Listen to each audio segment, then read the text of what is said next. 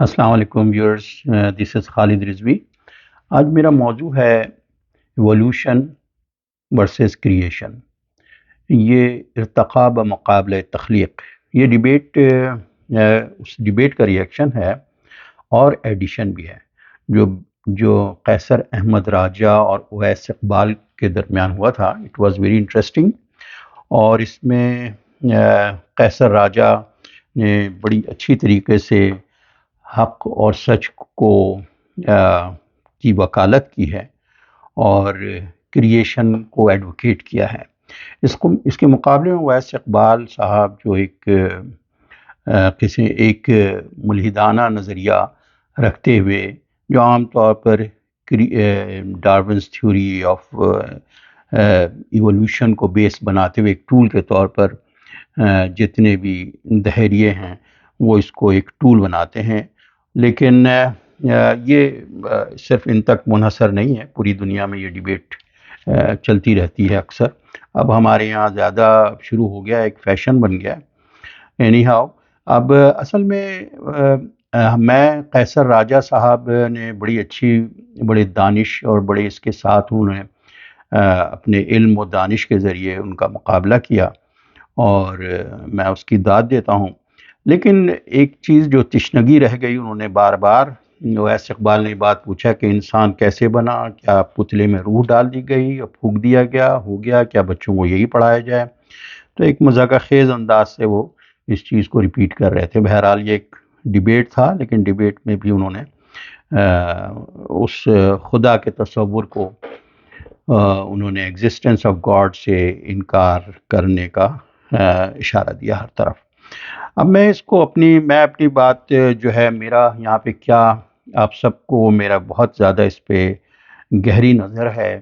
اور اس کے پر خاصا ریسرچ ہے، اس کے پر آپ سب اس سے فائدہ اٹھائیں، اور میرا خیال ہے اپنے بچوں کو بھی بتائیں تاکہ ان کے اندر بھی ایک اعتماد پیدا ہو کہ قرآن خود ایک بہت بڑی ہدایت ہے، جو کہ میریکل آف دا میریکلز ہے، جیسے احمد دیدار صاحب کہتے ہیں۔ تو سب سے پہلا پوائنٹ میرا یہی ہے کہ سورہ مومنون کی آیت میں پڑھتا ہوں، 12 سے 14 ورس نمبر ہے۔ انسان کی تخلیق کے مدارج ہیں، اسٹیجز ہیں ہیومن ڈیولپمنٹ، اور اس میں ڈاکٹر کیتھ مور جو کہ chairman of anatomy and embryology جو ہے، وہ ٹورنٹو کی یونیورسٹی میں پڑھاتے تھے، انہوں نے کیا کچھ کہا اپنی کتاب کے اندر، کچھ اس کو میں کوٹ کروں گا۔ اس کے بعد میں آتا ہوں نمبر 2 پہ، ڈارونز تھیوری آف ایوولوشن جو ہے وہ کس طرح مسلیڈ ہو رہا ہے، یا اس کو ٹول بناتے ہیں زیادہ تر ہمارے یہاں کے جو سیکولر کہنا چاہیے، دیسی سیکولر۔ تو اچھا، نمبر 3 پہ میں بتاؤں گا کہ آئنسٹائن اور نکولا ٹیسلا اور نیل بور نے مادہ پرستی کے جواب میں یہ بتانا چاہتا ہوں کہ انہوں نے کیا کچھ کہا ہے،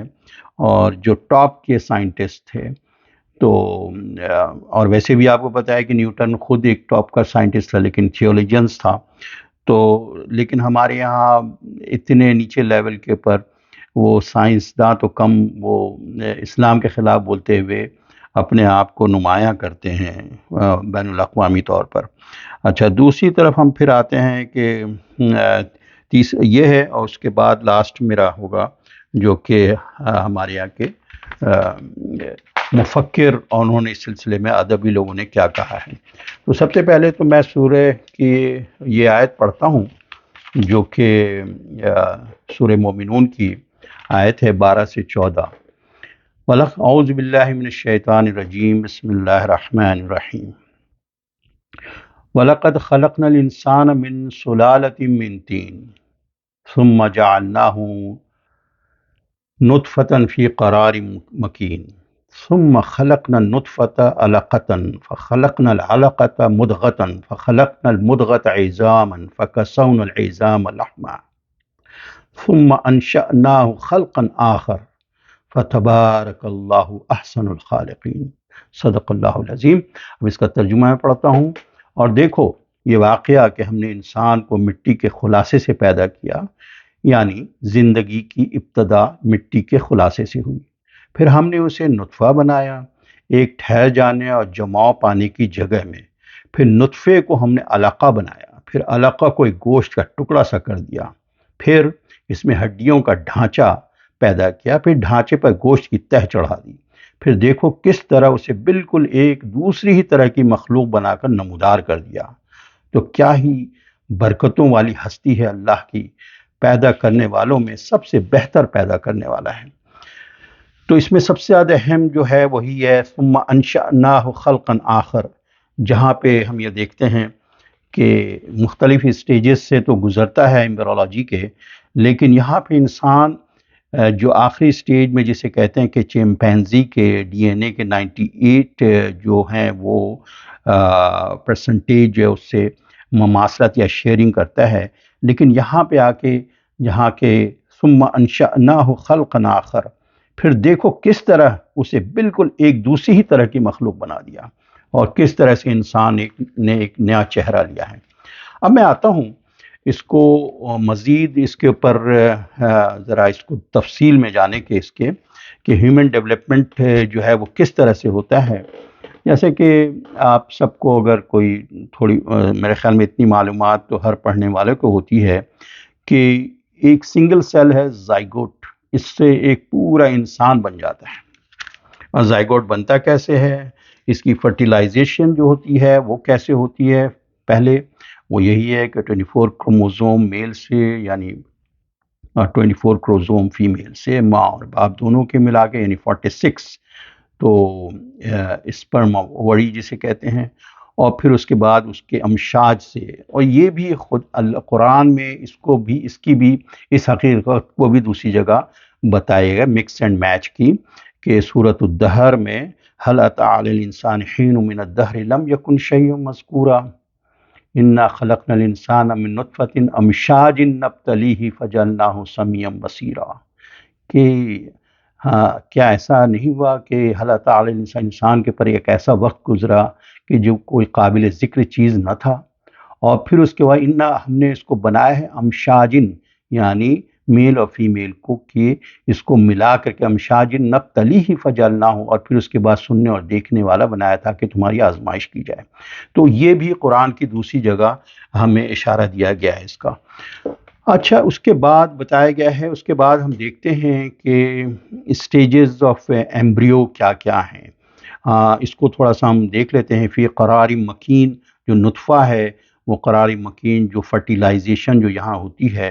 وہ اس کی بات کی ہے، لیکن پہلا اسٹیج جو ہے اگر آپ دیکھا جائے کہ سیلولر بنیاد پہ کہ درخت اور مچھلی اور حیوانات اور نباتات سب کا ایک ہی ہوتا ہے، پھر اس کے بعد علقہ کا آتا ہے، علقہ میں لیچ بن جاتی ہے، جونک کی طرح ہوتی ہے، پھر اس کے بعد جو ہے وہ مدغہ ہے، مدغہ جو گوشت کا ٹکڑا ہوتا ہے، اس جیسی شکل اس اسٹیج میں داخل ہو جاتا ہے ایمبریو، پھر اس کے عظامہ یعنی اس کے اوپر ہڈیاں آ جاتی ہیں، عظامہ، پھر اس کے بعد فَكَسَوْنَ الْعِظَامَ لَحْمًا، اور اس ہڈی کے اوپر گوشت چڑھ جاتی ہے۔ تو یہ اس اسٹیج پہ آ کے ہم کہہ سکتے ہیں کہ وہ ڈی این اے جو ہے جو پچھلے جتنے بھی حیوانات تھے اور ان سے مل رہا تھا وہ اس سے مل جاتا ہے، لیکن اس کے بعد وہی والی بات ہے کہ انشاء کے آخر میں کہ آخری جو اسٹیج ہے کہ جس میں ہم نے بیان کیا ہے کہ انشاء بالآخر، تو اس میں ہم نے یہی بتایا ہے کہ آخری اسٹیج میں جس میں کہ اللہ تعالیٰ نے یہ ایک بہت بڑی ٹرانسفارمیشن، ثم انشأناہ خلقا آخر، تو یہ ایک بہت بڑی ٹرانسفارمیشن ہوئی ہے کہ انسان کے اندر جو ہے جو اسپرٹ جو بلو کی گئی ہے اللہ تعالیٰ کی طرف سے، جو کہتے ہیں وَإِذَا سَوَّيْتُهُ وَنَفَخْتُ فِيهِ مِن رُوحِي، کہ ہم نے جب سنوار دیا بنا دیا تو ہم نے اپنی روح تمہارے اندر داخل، تو اللہ تعالیٰ کی تجلی، اللہ تعالیٰ کے وہ تھے وہ سارے، اس سب نے باقی حیوانوں سے بالکل مختلف کر دیا، اور پھر انسان نے ایک نئی یعنی اتنی بڑی ٹرانسفارمیشن ہوئی ہے انسان کے لیے کہ احسن الخالقین ہوا، اور پھر وہ اللہ تعالیٰ نے اس کو خلیفۃ الارض بنا دیا۔ تو یہ اصل میں آج آپ دیکھیں تو آج جو علم کی آنکھیں یعنی یہ ایمبرولوجی، کیونکہ کئی صدیوں تک یہ جو مائکروسکوپ جب سے آیا اور پھر اب جا کے جو ڈیولپمنٹ ہوئی ہے، تو اب پتہ لگ رہا ہے کہ ہمارے یعنی یہ وحی کی صدا جو ہے وہ یعنی اس وقت آ رہی تھی قرآن کے ذریعے، اور آج کا علم جو اتنی ترقی کر کے جو اب نظر آ رہا ہمیں، تو وہ اب نظر آتا ہے۔ تو یہ کہاں سے آ رہی تھی وحی کی صدا؟ اللہ کے رسول صلی اللہ علیہ وسلم جو 7ویں صدی میں ریگستان میں ہوتے تھے، اور پھر اس میں آئی، اور پھر اس نے دیکھا، ہم نے دیکھا کہ کس طرح سے چمپینزی کی صورت میں اچانک انسانی صورت نے ایک نئی خصوصیت پیدا کر دی۔ اور پھر اس کے بعد وہ آیت ہم یاد کرتے ہیں، اگر اسے دیکھا ہے، سنوریہم آیاتنا فی الآفاق وفی انفسہم حتی یتبین لہم الحق انہ الحق، ان قریب ہم کو ان کی اپنی نشانیاں آفاق میں بھی دکھائیں گے، ہم ان کو اپنی نشانیاں اور ان کے اپنے نفس میں بھی دکھائیں گے اللہ تعالیٰ۔ تو یہ جیسے جیسے، کیونکہ قرآن ایک ایسی کتاب ہے کہ کیپ موونگ، یہ ہر دور میں ایک نئے ہمارے علم کی تو کمی ہو سکتی ہے، لیکن قرآن کی سچائی میں کہیں نہیں۔ اب اس وقت تفاسیر لکھنے والوں نے، ظاہر ان کا علم محدود تھا، تو یا اللہ کے رسول صلی اللہ علیہ وسلم نے اگر وہ ہر چیز انٹرپریٹ کر دیتے تو انسان وہ ساری چیزیں جو کہ انسان کی گائیڈنس کے لیے تو اتنی ضرورت نہیں ہوتی ہے، لیکن انسان کے علم میں ضرور اضافہ کرتا ہے۔ تو اس چیز کو سامنے رکھتے ہوئے ہم دیکھتے ہیں کہ اس وقت کے علم کے حساب سے جو تفاسیر لکھی گئی تھیں وہ اس وقت کے حساب سے ٹھیک ہی تھیں، لیکن حقیقت جیسے جیسے ہوگی، اور قرآن کے جو معجزات ہیں وہ جیسا کہ ہم نے بتایا کہ آفاق اور انفس میں، یعنی انسان کے اپنے، کیونکہ human body is also very complex, تو یہ خود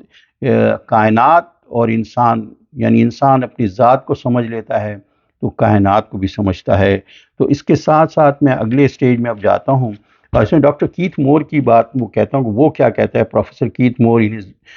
بک میں لکھتا ہے، دا ڈیولپنگ ہیومن اس کی کتاب ہے، اور اس میں وہ لکھتا ہے، it is clear to me that these statement must have come to Muhammad sallallahu alaihi wasallam from God or Allah, because most of this knowledge was not discovered until many centuries later. This proves to me that Muhammad sallallahu alaihi wasallam must have been a messenger of God or Allah. اور بعد میں یہ لکھتا ہے, I was amazed by the accuracy of the statements that were recorded in the 7th century AD, before the science of embryology was not established. تو یہ اس کی یعنی کنگ عبدالعزیز یونیورسٹی جب وہ گیا تھا، یہ سب کچھ آپ کو اس میں بھی مل جائے گا، گوگل کر کے بھی ساری تفصیل، ڈاکٹر اسرار احمد نے بھی ایک جگہ اس کو ذکر کیا ہے اس کا۔ تو یہ اتنا کچھ ہے، لیکن ہمارے یہاں کے چند سو کالڈ کہنا چاہیے سائنسٹسٹ جو ہوتے ہیں، وہ اس طرح سے لوگوں کو گمراہ کر رہے ہوتے ہیں دین سے اور قرآن سے، اور ایسا لگتا ہے۔ تو ہمیں چاہیے کہ ہم بچوں کو، اور خود بھی ہمیں چاہیے کہ ہم قرآن کا زیادہ سے زیادہ مطالعہ کریں اور اس جو معجزہ ہے اس پہ غور کریں۔ اب ہم آتے ہیں کہ evolutional biology challenge the existence of God, science کا۔ تو اب یہ جو ڈارون ہے وہ لکھتا ہے دا اوریجن آف اسپیسی، جو اس نے لکھا ہے ایولیوشن کو، اس نے جو ڈسکرائب کیا ہے، descent with modification, it's a theory but not scientific, کیونکہ بات اصل میں یہ ہے کہ وہ ماڈیفیکیشن کی بات کر رہا ہے، وہ اس کی بات نہیں کر رہا، لیکن یہ ہمارے جتنے بھی دہریے ہوتے ہیں یا خدا کو سے انکاری جو ہوتے ہیں، تو وہ کچھ نہ کچھ بنا لیتے ہیں۔ ایک تجربہ ہوا تھا لندن میں بھی، بہت پہلے ہوا تھا، کہ ایک بندر کو ایک مہینے تک ٹائپ رائٹر کے سامنے رکھا گیا، اور ہر دن دیکھا جاتا تھا کہ کسی نہ کسی طرح سے کوئی ارینجمنٹ، کوئی ایسی چیز نظر آئے، لیکن مہینوں ویسے کہ ویسے ہی ہوا، تاکہ ان کو ایک تجربے کے طور پہ کیا بندر کچھ اپنے ذہن کو، یعنی کچھ سیکھ سکتا ہے، اس کو ٹرین کر کے کیا جا سکتا ہے، لیکن ایسا نہیں، ٹریننگ کے ذریعے نہیں ہو سکتا ہے، کیونکہ یہ تو ایک قسم کا انسٹنکٹ میں ہے۔ اور آپ جتنی بھی اسپیسی کو دیکھ لیں، چاہے وہ پلانٹ کنگڈم ہے یا اینیمل کنگڈم ہے، اس وقت تقریباً پلانٹ کنگڈم میں بھی جو اسپیسیز ہیں وہ 3 لاکھ سے زیادہ ہیں، اور اینیمل کنگڈم میں تقریباً 10 لاکھ سے بھی اوپر ہیں۔ لیکن ایسا نہیں ہوتا کہ گیہوں کوئی اور چیز پیدا کرے یا کچھ اور ہو جائے۔ وہ قرآن کی آیت ہے کہ من یبد الخلق ثم یعیدہ، یعنی ہم پیدا بھی کرتے ہیں اور اس کی اعادہ یعنی بار بار پیدا کرتے رہتے ہیں اسی چیز کو۔ تو یہ ان حقیقتوں سے آشنا یعنی آپ اسی وقت ہوں گے جب اس قرآن کی طرف بڑھیں گے۔ تو دہریے جو ہیں زیادہ تر ایوولوشن کو ایک ٹول کے طور پہ استعمال کرنے کی کوشش کرتے ہیں، جس میں وہ ناکام ہوتے رہتے ہیں۔ لیکن ہمارے ہاں بیچارے جو عقیدے میں اس میں بیچارے کمزور ہوتے ہیں، وہ ان سے بہت زیادہ متاثر ہو جاتے ہیں کہ بہت بڑا سائنسدان ہے۔ دراصل وہ سائنسداں کم ہوتا ہے، وہ اسلام کے خلاف بولنے والا زیادہ ہوتا ہے۔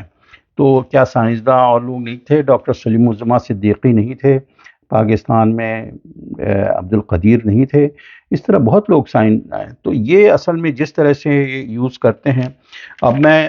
اگلی بات میں آتا ہوں کہ آئنسٹائن جو وجود خدا کے متعلق وہ ہر اویس صاحب نے جو ہے، اویس اقبال صاحب نے بار بار خدا کے وجود کو چیلنج کرنے کی کوشش کرتے ہیں بار بار، جبکہ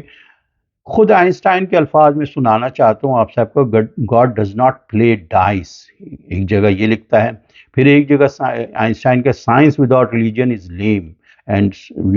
اور پھر اس کے بعد religion is without science is blind. تو لیکن جس طرح کے سائنس ہمارے یہاں کہ سائنس کی تعلیم نہیں ہے، وہ تو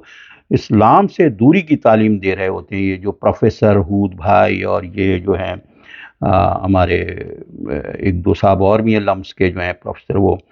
تو خیر۔ اب یہ اچھا، اس کے علاوہ اب سوال یہ ہے کہ کیا ہم ان چیزوں سے انکار کر سکتے ہیں کہ اگر مادے کی بات کریں تو مادہ کہاں سے آیا؟ مادے میں شعور کہاں سے آیا؟ مقصد ہے ہر چیز جو ہے مشاہدات اور تجربات سے تو نہیں ہوتی ہے، اور جو آبجیکٹ ہے اس کو بھی حاصل ہم سبجیکٹ سے ہی کرتے ہیں۔ ہمارے اندر جو تھاٹس ہیں، جو ہمارے اندر جو کہتے ہیں جوہر حیات جو ہے، ایسنس جو ہمارے اندر ہے، جو اللہ تعالیٰ کی طرف سے ہمارے اندر ایسنس آیا ہے، جو فکر ہے، جو ادراک ہے، جو حافظہ ہے، یہ تو کوئی مادی چیز تو ہے ہی نہیں۔ اور احساسات ہیں، احساسات کا ارتقاء ہے، یہ سب کچھ جو اللہ تعالیٰ نے ہمارے اندر جو چیز دی ہے، جو وَنَفَخْتُ فِيهِ مِن روحی والی بات جو ہے وہ یہاں پہ آتی ہے، اور تو اس کی تجلی جو ہمارے اندر نظر آتی ہے۔ تو یہ اصل طاقت جو ایسنس ہے وہ تو یہ ہے، اس کے متعلق خود یہ کوانٹم فزکس جو اب ہے، وہ تو کلاسیکل فزکس کی آج تک بات ہو رہی ہے ہمارے ان لوگوں کے درمیان، کہ مادہ تو خود توانائی میں تحلیل ہو جاتا ہے، اور کسی بھی میٹر کو اگر آپ دیکھیں گے بھی تو اس کے اندر جو سیکرٹ ہیں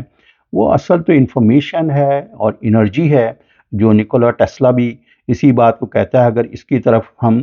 تو اب وہ دور تو رہا بھی نہیں، جو چیز نظر نہیں آتی، جسے ہم سورہ نور میں کہتے ہیں اللہ نور السماوات والارض، تو اس وقت نور اور اس کی بات جو ہے، تو نور جو ہے، اللہ جو ہے وہ نور ہی نور ہے، اور اسی کی بات ہو رہی ہے۔ تو اب یہی بات میں کہتا ہوں کہ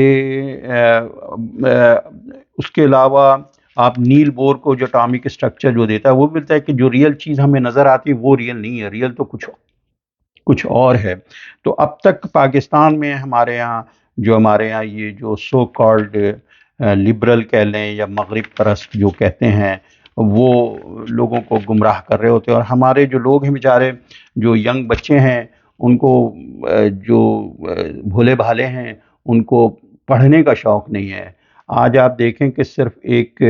راجہ صاحب ہیں جنہوں نے خاصا ڈیپ ریسرچ کیا، تو وہ ہر طرح کے لوگوں کو چیلنج کر رہے ہیں۔ پرویز ہود بھائی کو بھی انہوں نے کیا، اس کے علاوہ وہ جو لمس کے ایک صاحب ہوتے ہیں جو سوشلسٹ ہیں، ان کو بھی کیا، پھر سارے ڈیبیٹ میں۔ اس کی وجہ ہے کہ ان کا علم ہے، ضروری نہیں کہ آپ تلوار ہی سے مقابلہ کریں، اسی سے آپ علم کے ذریعے کریں، علم و دانش کی بنیاد پہ۔ تو چاہیے کہ آج کل کے نوجوان کو اور سب کو کتابیں پڑھنے پہ لگائیں، کہ زیادہ سے زیادہ علم حاصل کریں، اور سوچ کریں، ولا جیسے قرآن میں جگہ جگہ کا فلا یتدبرون، افلا تعقلون، کیا تم سوچتے نہیں ہو، تم عقلوں کو استعمال نہیں کرتے ہو؟ اور اسی کے ساتھ میں اگلی آخری بات اب میں کہنا چاہتا ہوں، عبد القادر بیدل دہلوی جو شاعر بھی تھے اور پائے کے مفکر بھی تھے، اور 1 لاکھ سے زیادہ انہوں نے غزلیں فارسی میں کہیں، جن کے متعلق خود ہمارے غالب کہتے ہیں کہ طرز بیدل میں ریختہ کہنا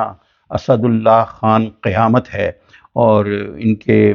تو وہ ان کا ایک شعر بڑا زبردست ہے اس سلسلے میں، اور اسی پہ میں بات ختم کر رہا ہوں۔ ہر دو عالم خاک شد تابست نقش آدمی،